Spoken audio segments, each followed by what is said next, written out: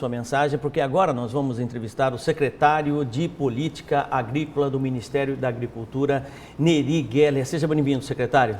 Bom dia, Haroldo, bom dia, Paulo, bom dia, Daniel, e bom dia a toda a população mato-grossense. Uma grande satisfação estar aqui com vocês. Secretário de Política, política subentende relações. O senhor tem um papel importante, principalmente daqui para frente, a considerar que, no meu entendimento, existe uma divisão, houve uma divisão, uma angústia muito grande, né, uma decepção muito grande, após a fala do atual presidente da República, Luiz Inácio Lula da Silva, chamando parte do agro de fascista, né?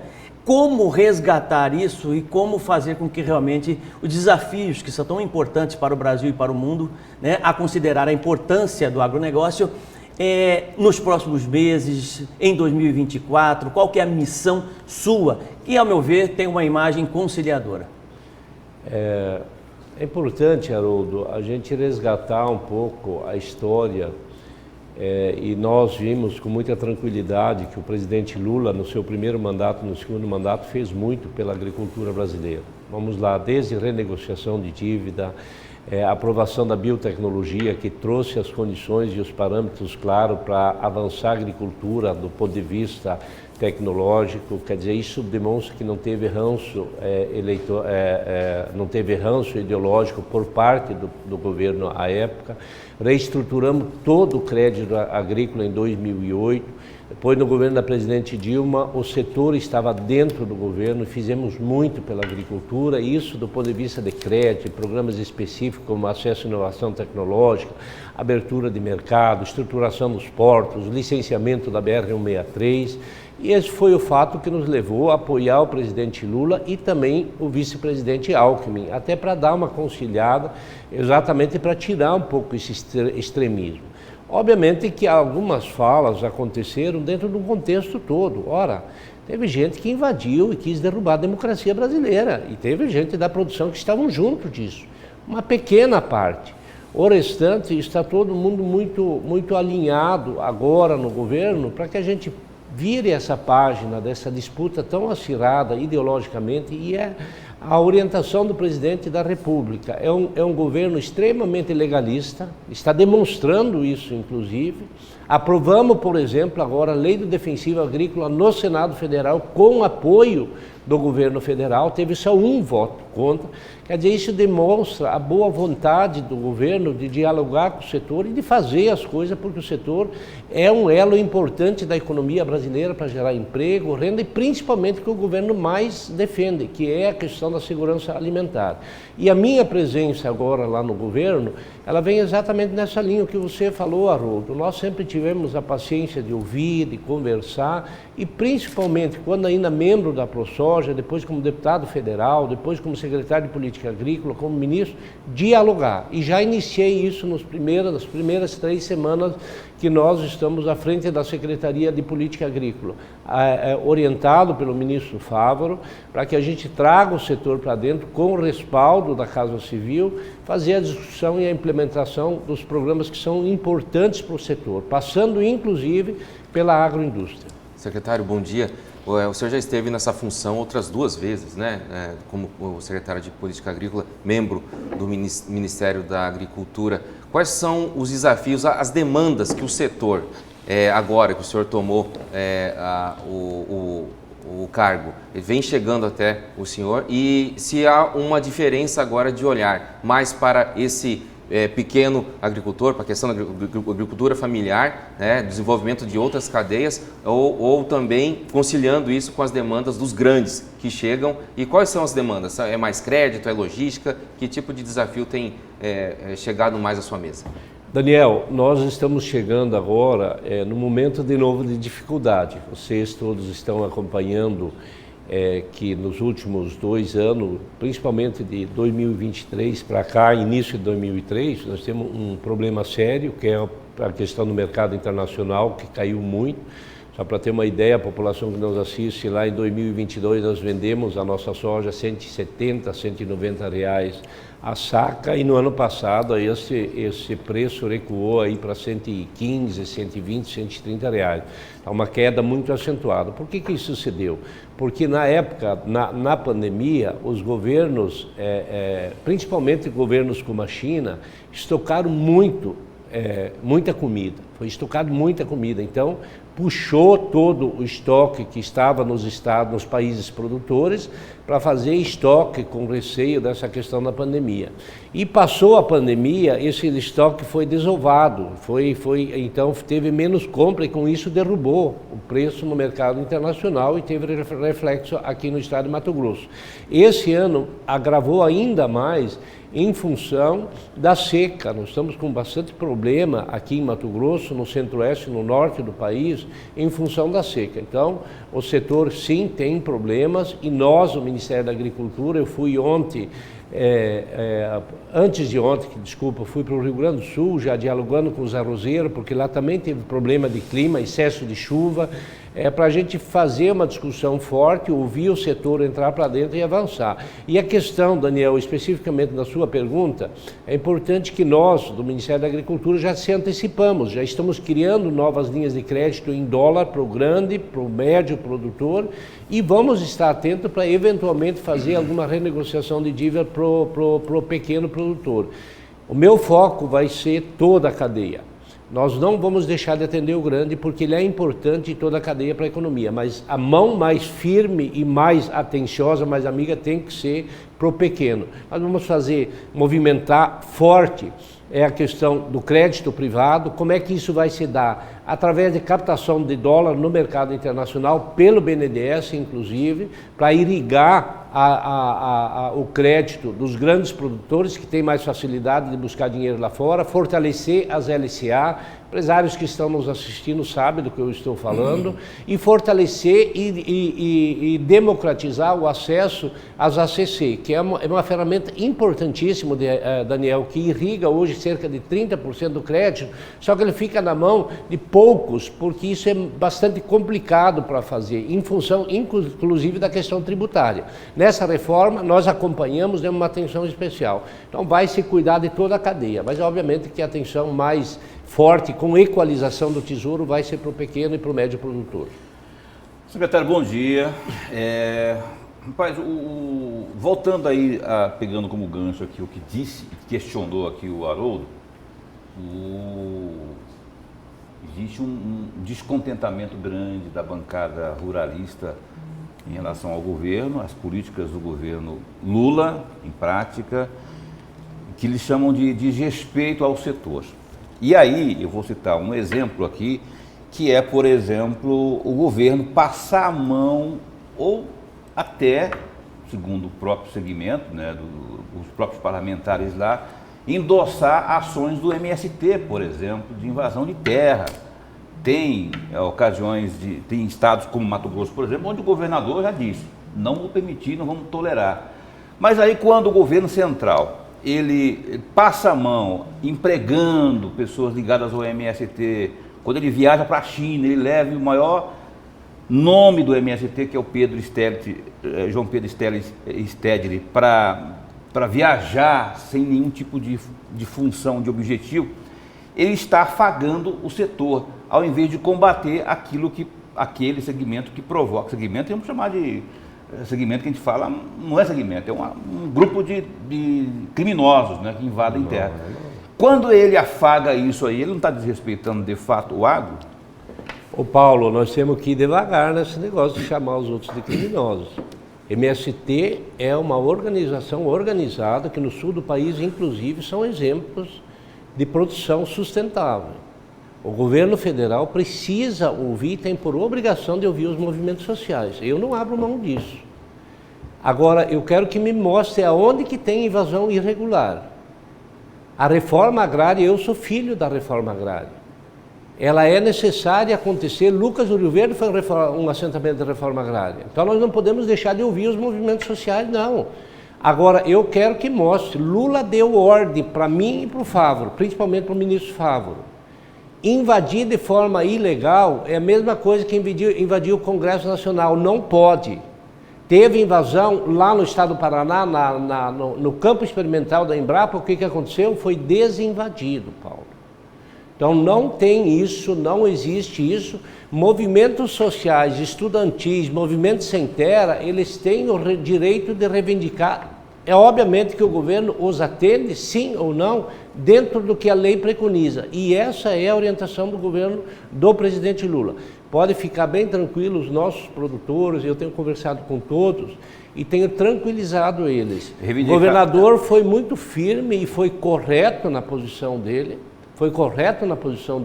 Aliás, não só na posição dele com relação à invasão ilegal, como também na questão da moratória da soja. O governador também foi correto. E a mesma posição nossa, com menos estardalhaço. Agora, deixar de ouvir e reconhecer que o MST é um movimento social, não dá para deixar. Eu acho que precisa, se tiver movimento, invasão irregular, aí sim, aí tem que ser punido. Aí, então, eu passaria aqui 5, 10 minutos falando, já que o senhor citou aí, me aponte um exemplo de invasão criminosa. Tem a fábrica de celulose do ano passado, só falando, né? Gestão do Lula.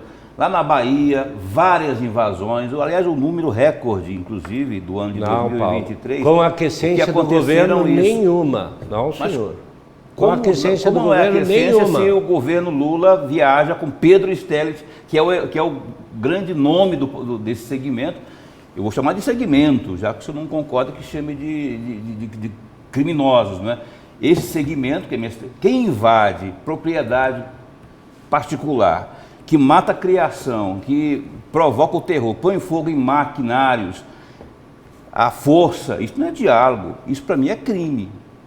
Agora o senhor está dizendo que não. Paulo, e tem outros exemplos. Eu falei que o movimento social ele precisa ser respeitado e nem todo o MST é criminoso. É a mesma coisa que quem invadiu o Congresso Nacional e o Supremo Federal. Quem cometeu aqueles atos foram vândalos.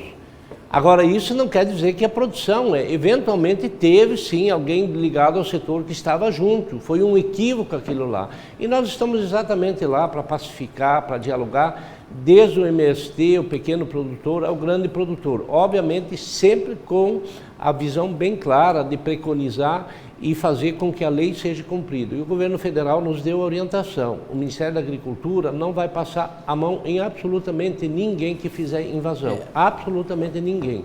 Nós vamos fazer com que se volte ao diálogo, se volte à conversa. Tem sim, por parte dos pequenos produtores, assentamentos que são exemplos que aconteceram por intermédio do MST, e esses movimentos sociais precisam ser ouvidos sim. Nós temos condições hoje em todo lugar do Brasil que a agricultura familiar, liderada na grande maioria dos movimentos, dos assentamentos que aconteceram pelo MST, que são um exemplo de produção sustentável. E nessa linha, obviamente que foram junto com a comitiva e não tem problema nenhum. Nessa comitiva foi o presidente da BPA, aí o Paulo não fala, foi os representantes de todo o agronegócio brasileiro, da grande indústria, e foram os pequenos também. E qual é o problema disso? Desde que seja dentro da lei. Deve sim, nós precisamos criar parâmetros claros para a gente saber conviver com o diferente.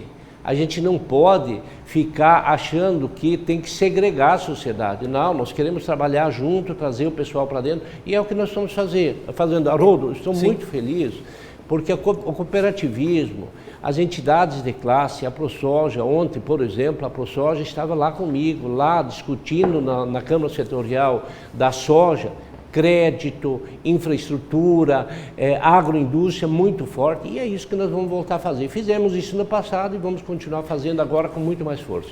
A minha primeira pergunta foi exatamente nesse sentido, porque eu enxergo na sua figura, né, uma figura que o maior desafio seu, secretário, é a questão apaziguadora, conciliadora, de diálogo, porque é inegável que nós tivemos um número maior de invasões, entendeu?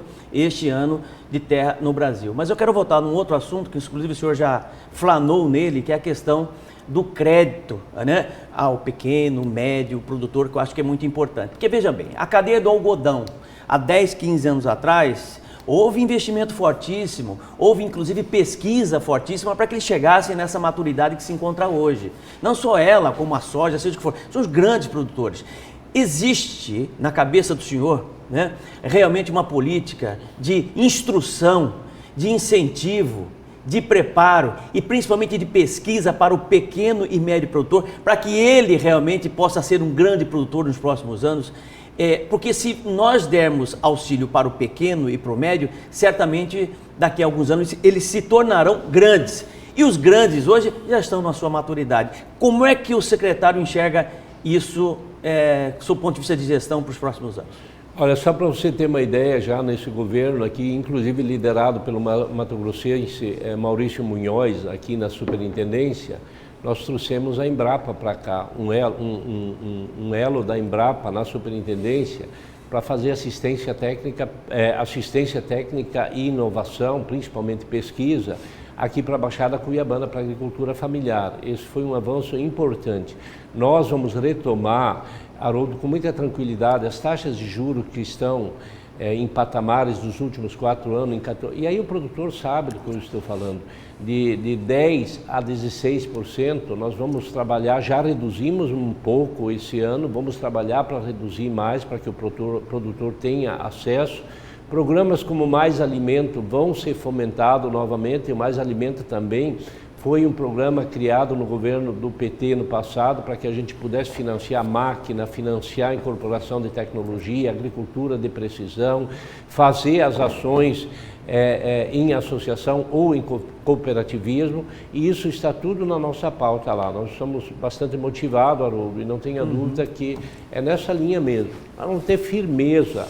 Não dá para a gente passar a mão no que está errado, não dá para criar narrativas equivocadas, o que aconteceu e trouxe esse conflito tão grande para a nossa sociedade.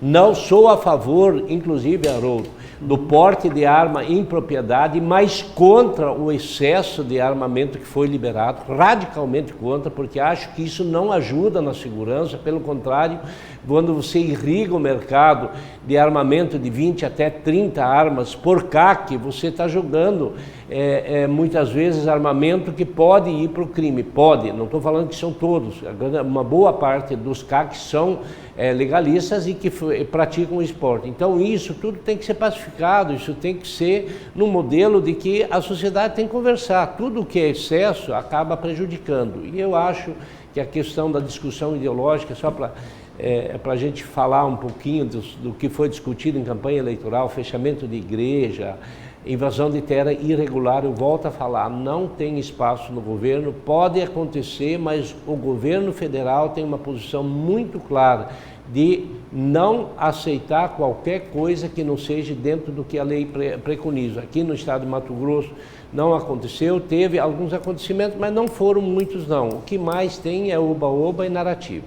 Secretário, o senhor citou a questão da ProSoja, então falando de ideologia e de ilegalidade. A ProSoja e os seus membros, principalmente também o presidente, acabou sendo investigado pela Polícia Federal por atos antidemocráticos, não só do 8 de janeiro, antes ainda, né? Houve uma percepção de instrumentalização ideológica e política da ProSoja nesses anos anteriores. Qual a percepção que o senhor tem? Você já citou que tem conversado com representantes da ProSoja agora. Há um desarme, há um novo começo, há uma mudança de mentalidade por parte dos membros dessa importante entidade, ou essa questão ideológica, que muitas vezes violenta, continua ainda nas mentes de alguns dos seus membros? Na verdade, Daniel, é até importante a gente falar sobre isso. Tudo que foi excesso está sendo investigado e vai ser punido pela justiça se confirmado. Então isso não é um assunto meu que vem para a pauta. O que eu posso assegurar para vocês é que agora se criou um ambiente de conversa, de convergência. O que nós vamos discutir com o setor é realmente solução para os problemas que o Brasil enfrenta e dos avanços que nós precisamos ter do ponto de vista da política agrícola, seja ela inclusive de crédito, seguro agrícola. Nós vamos avançar muito, Haroldo, vamos melhorar o seguro agrícola, vamos aumentar o orçamento. E o chamamento e a orientação do presidente da República e também do ministro Fávaro é exatamente abrir as portas para essas pessoas virem dialogar conosco. Está avançando, Daniel, nós não vamos entrar nessas pautas do que aconteceu em 8 de janeiro, nós não vamos entrar na pauta da discussão ideológica.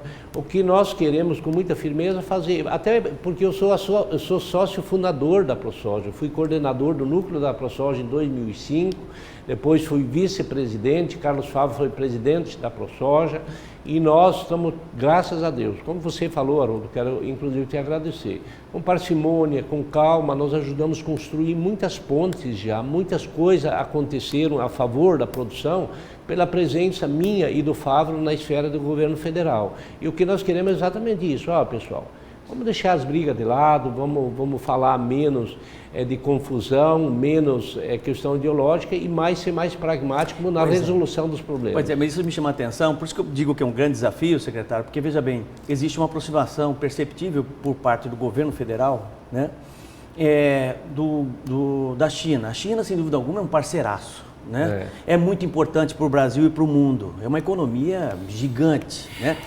Como separar a economia de política? Como separar as intenções políticas do Partido Comunista Chinês, né, das questões econômicas, né?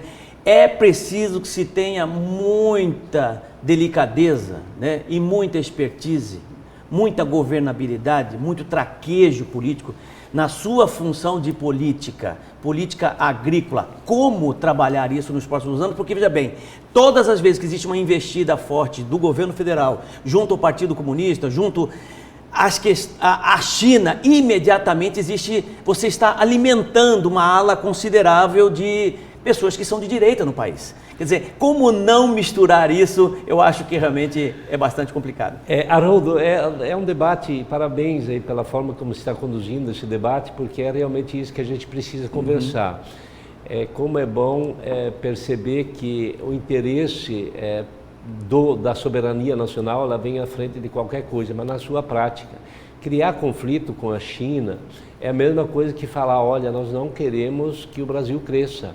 Não tem como ser diferente. E eu falava isso quando deputado federal, e o grande problema, eu e o Bolsonaro, foi exatamente isso. Eu não aceitava que fosse contra a vacina, por exemplo. Eu não aceitava que se criasse uma discussão a favor dos Estados Unidos do ponto ideológico e contra a China, chamando a China de comunista, de não sei o que nós não precisamos dele. Ora, se nós, esse ano, Haroldo, nós exportamos 110 bilhões de dólares para a China. Quer dizer, você ser aliado dos Estados Unidos, ok, tranquilo. Agora, isso não pode ser o alinhamento, não só pode ser a ponto de querer brigar com a China.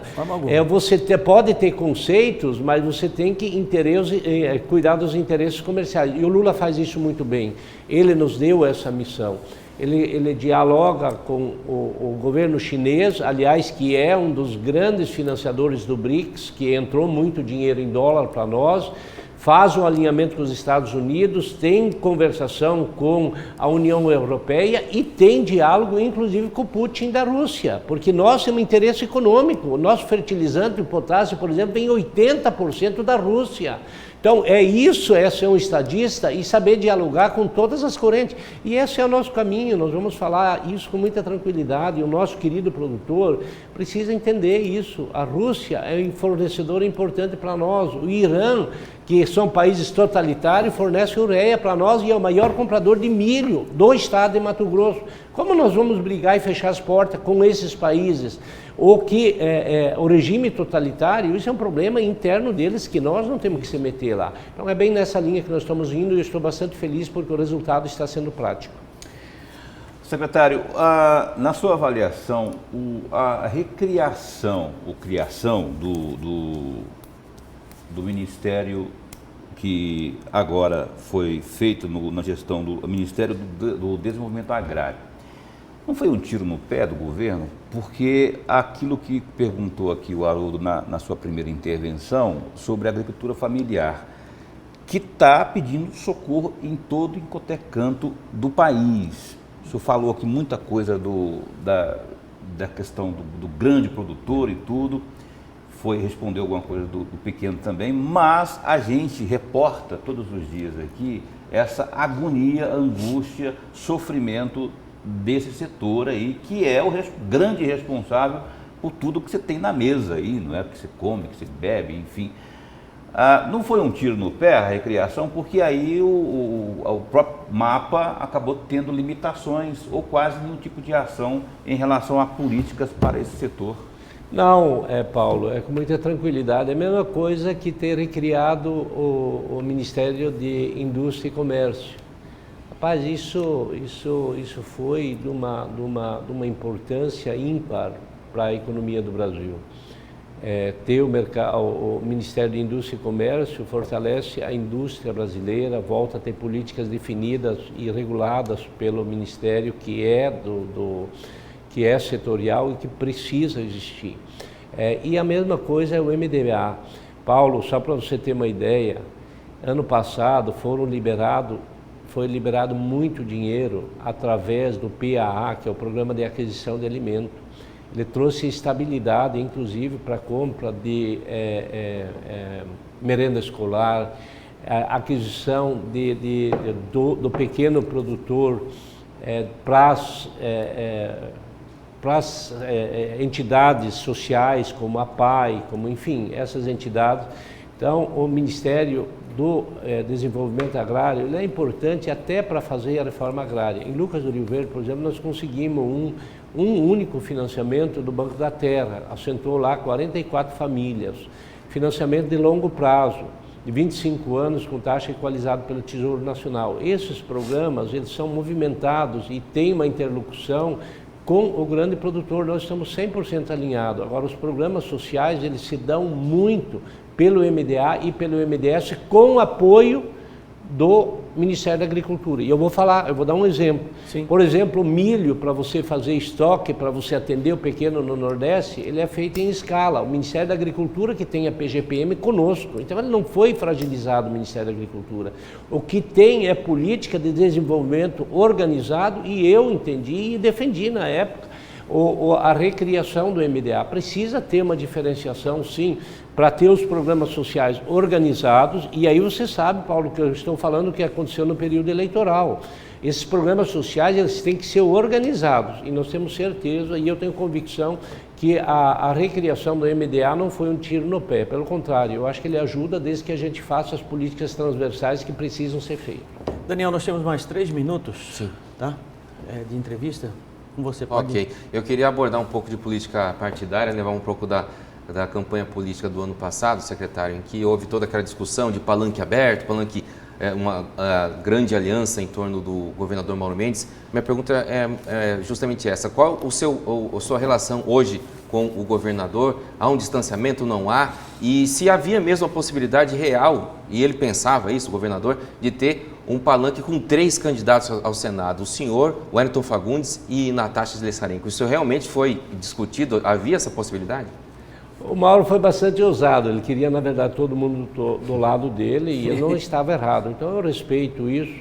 Com relação à minha relação com o governador Mauro Mendes, acho que no período eleitoral ele foi injusto, porque foi extremamente importante para o mandato dele, nós ajudamos muito, principalmente nos 2 primeiros anos, mas eu tenho reconhecimento pelo governador que ele faz um bom trabalho e logo que nós se aproximamos do governo federal, eu me coloquei à disposição, converso com o governador Mauro Mendes, com o vice-governador do Pivetta, não tenho nenhum problema, nós estamos bem alinhados e eu alinhado no sentido de ajudar o Estado de Mato Grosso através do governo do Estado.